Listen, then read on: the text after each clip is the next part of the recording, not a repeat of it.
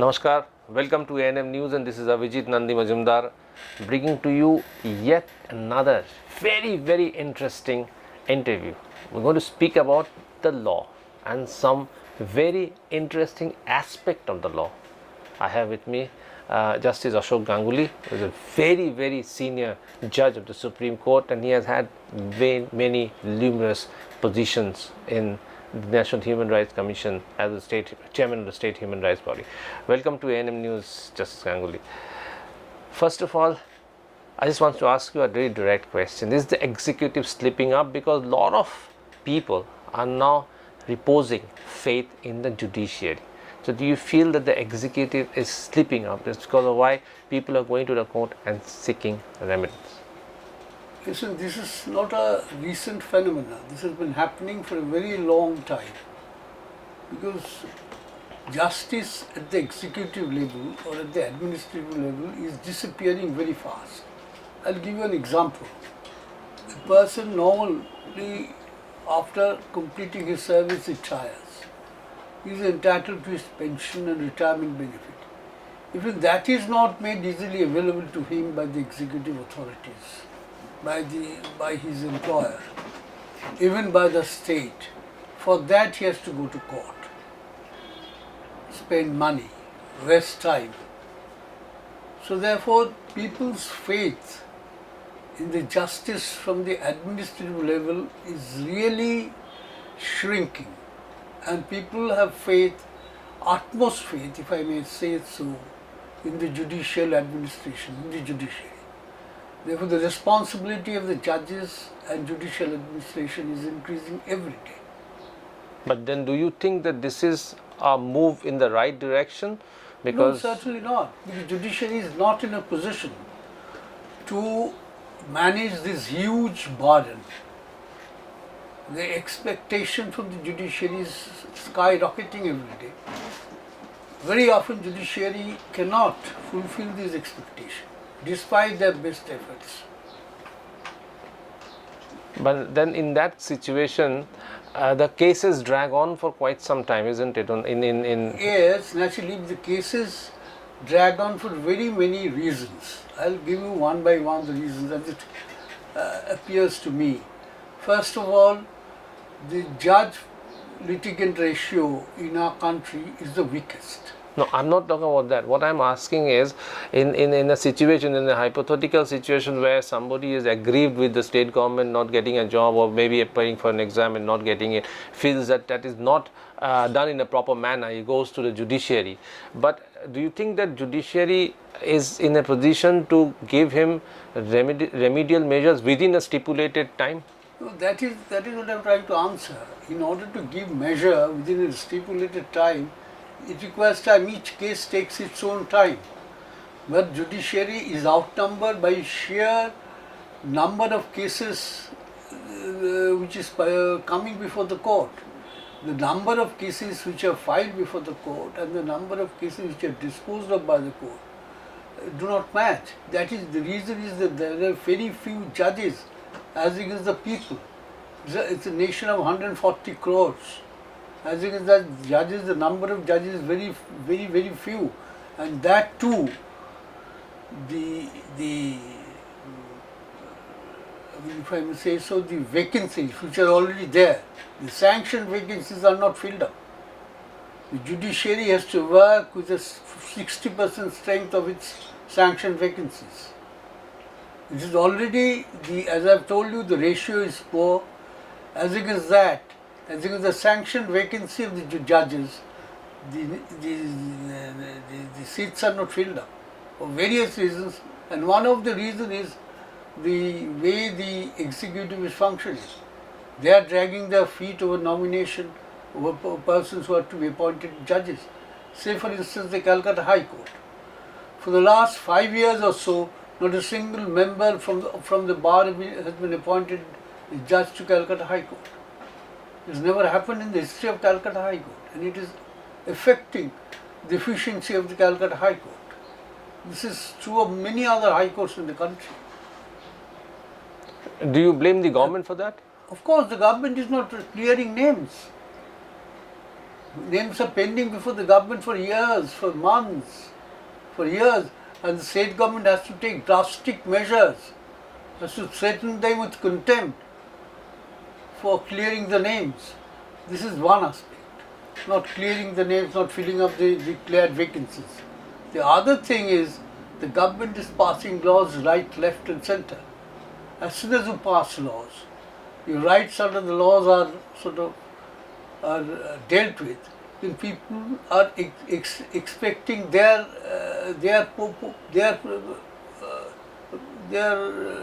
rights or their expectation under the law, and that gives rise to new cases. Say for instance, I'll give you an example of 138, section 138 of the Negotiable Instrument Act.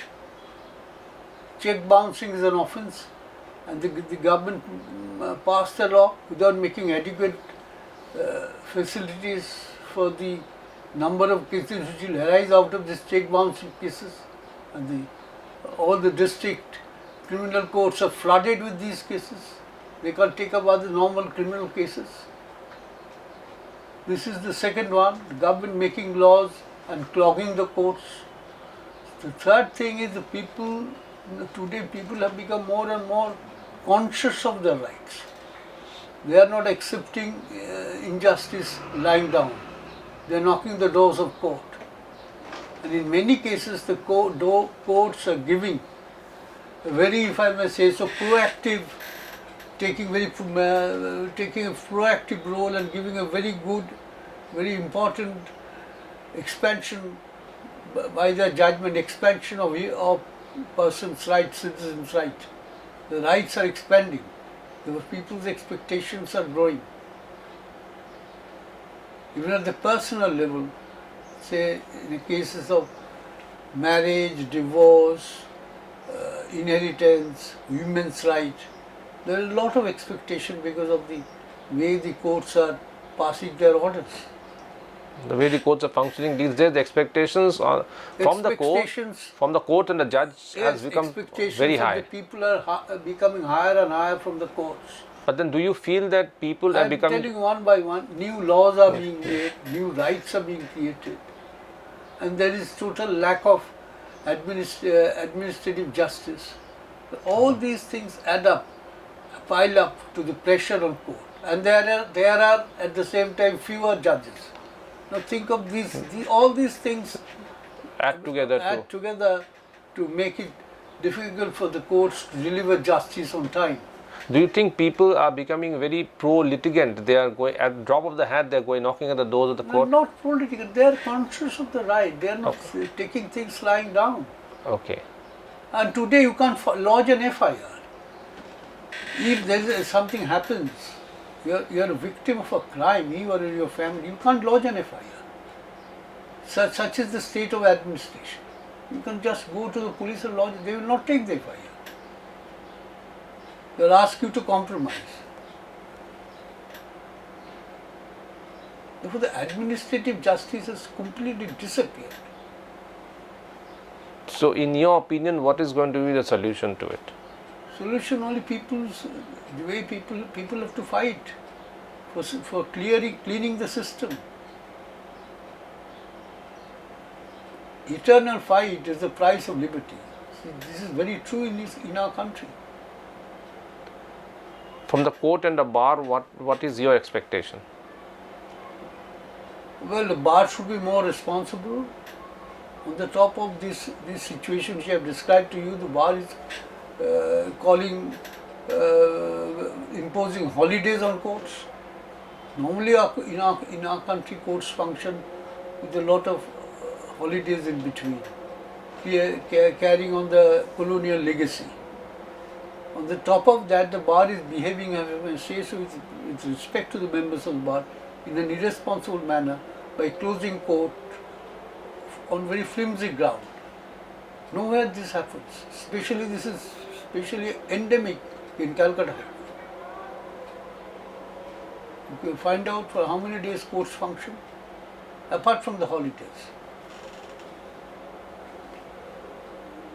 So your expectations from the bar and the court is that they should function in the most synergical manner. There should be more synergy between the court and the bar, Yes, of course, so that you have to, otherwise you can't function. The system consists of both bench and the bar. bench and then the pendency will rise. Yes, it's already rising. I'll come to a different thing. Do you feel that judiciary has become very proactive these days, especially on center-state issues which concern centers and I state? mean, not proactive. Sometimes our constitutional mandate, constitutional imperatives are not followed by the government all the time.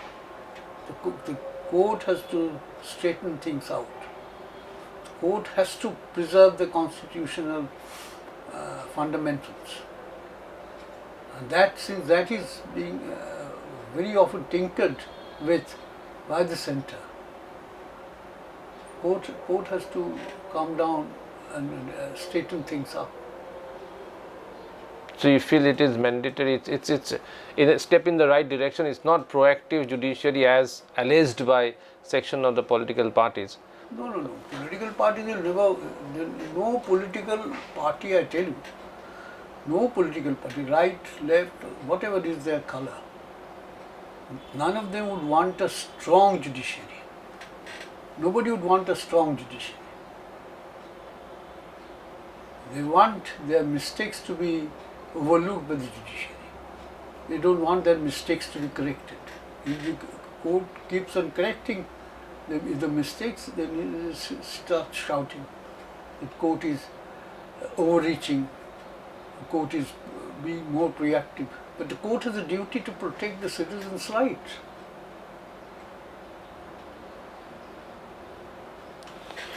In that case, how do you react to the charges of some political parties that a few sections in the judiciary have a political bias? This is wrong. This is not a new charge. This has been, you should think of those, when Mrs. Indira Gandhi was the Prime Minister, and she wanted to do, in her view, some social reforms. The judiciary stepped in and tried to correct that these are not in accordance with the constitution. She clearly, through her minister, demanded a committed judiciary and imposed the emergency, curtailing people's right. So this is nothing new from the executive in our country. There are very few political leaders who accept the judicial verdict with grace. Very few. See, this has been a phenomenon which has been going on for quite some time, Yes. accusing judiciary of political bias. Yes. Always this, you see, this is coming from the ruling party. And when the same ruling party goes in the opposition, they rely on judicial verdict. The same opposition party. Okay. When the same Mrs. Gandhi was in the opposition and had to receive summons, she came to Darjeeling, stayed there, received the summons within the jurisdiction of Calcutta High Court, so that she can file proceedings in Calcutta High Court, which was more liberal those days. It's still a liberal court.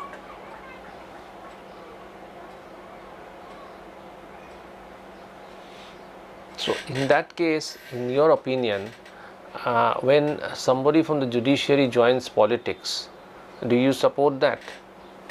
Well, it's a matter of personal choice.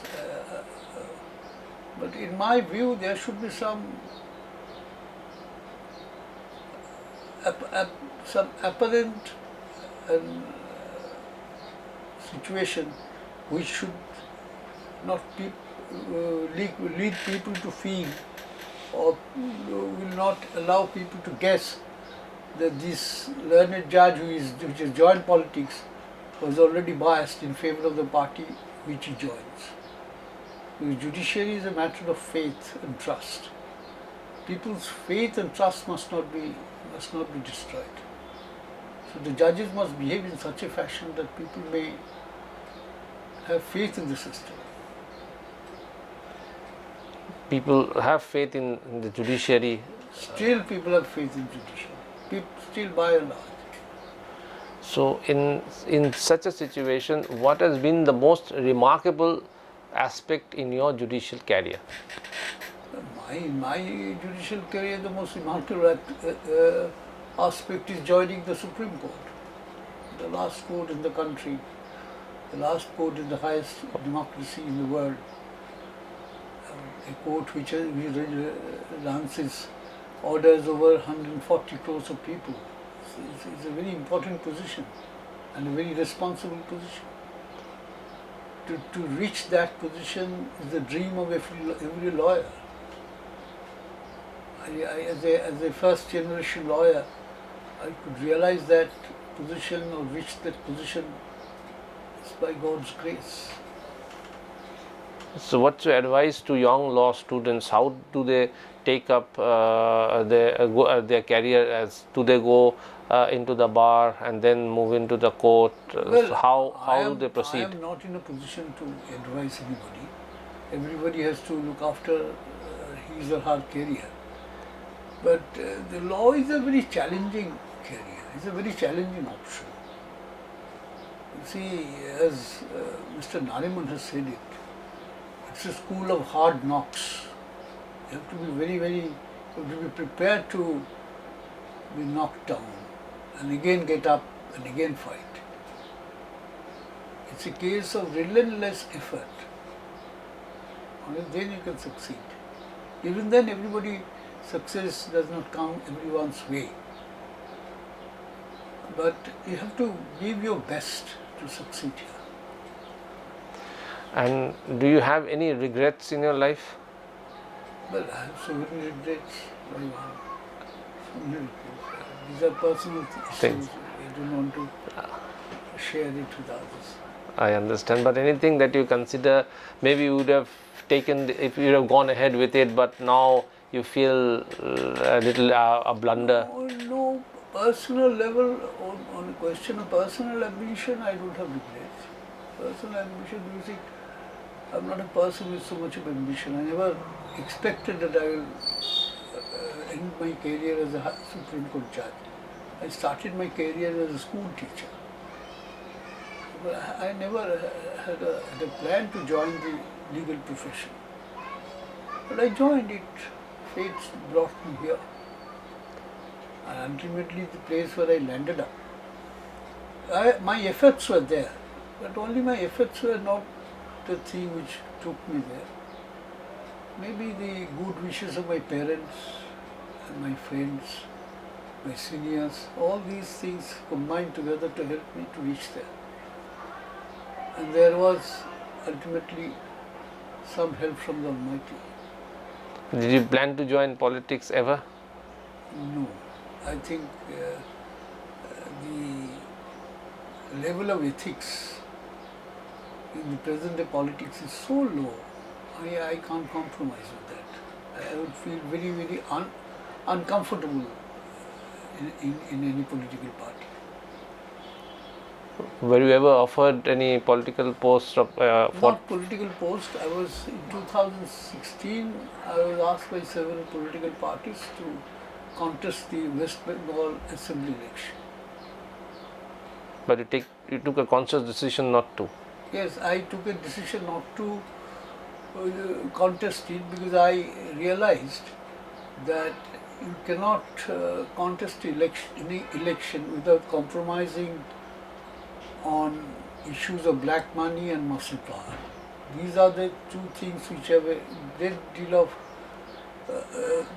great play in an election situation. You see it everywhere. Money and muscle, you must allow them to have a large play in an electoral battle. Why should I accept myself in that position where I have to be a mute spectator to all these things? And lastly, you don't regret it? I don't regret it. That was a conscious decision not to join the electoral fray. Thank you very much for talking to us, Justice Ganguly. Just watch Justice Ganguly speak his mind on various topics. Thank you for watching A&M News. Keep watching A&M News. We'll bring more such interviews in near future. Thank you.